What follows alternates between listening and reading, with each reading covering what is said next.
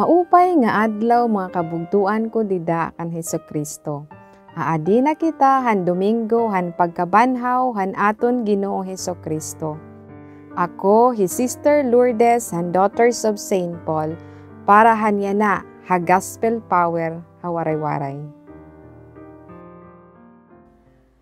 Temprano pahan aga han Domingo samtang masirumpa. Kinadto hi Maria Magdalena halubnganan, ngan hikit-an niya nga kinuha na an bato nga ginsada han lubnganan. Nagdalagan hiya ngadto kada Simon Pedro, ngan hantinun-an nga hinigugma ni Jesus. Nga ginsumatan hira. Ginkuha nira halubnganan an Ginoo, ngan diri kita maaram kundi nira ibutang hiya. Ngan pagkadto dayon halubnganan hi Pedro ngan usa nga tinun-an.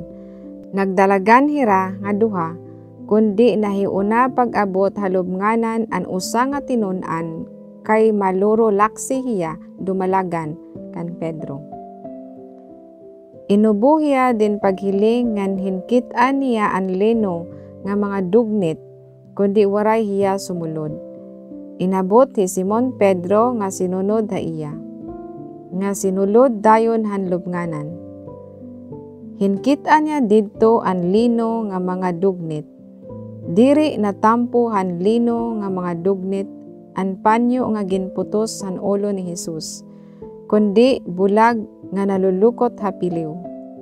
Ngan sinulod liwat ang tinun-an nga una makaabot han lubnganan, nakakita hiya ngan Tinoo. Waray pagihapon hira makasabot han kasuratan nga nagsiring ngan kinahanglan mabanhaw hiya.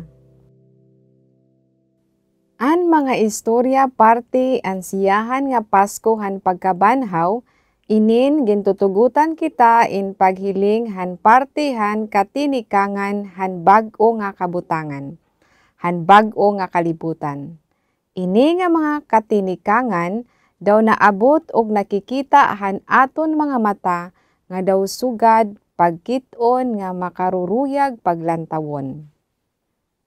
Pero tungod han kanang tawhanon nga paghingyap o pamumulaton daw nababalikad, pero maaram kita nga ini nga tanan tikang han Dios.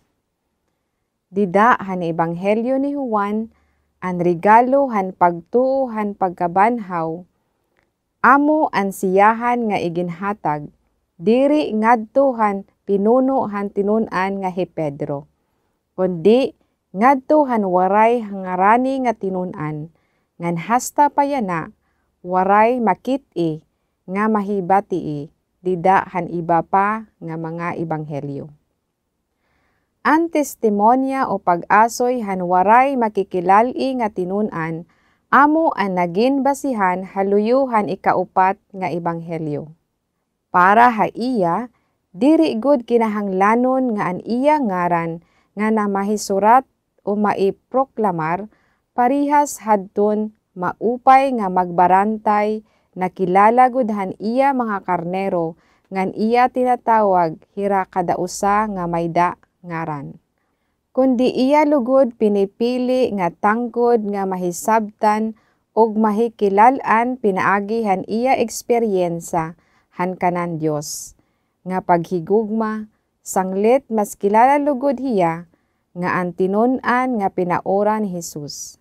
Tungod nga waray man hiya hingarani, hiya lugod amo ang narepresentar para haaton nga tanan nga natuo, nga Hesukristo, amo ang naghalad og igintubyan an iya kinabuhi para han iya paghigugma haaton nga tanan. Ug dida han iya pagkabanhaw, iya ginabrihan para haaton ngadto handalan nga waray katapusan.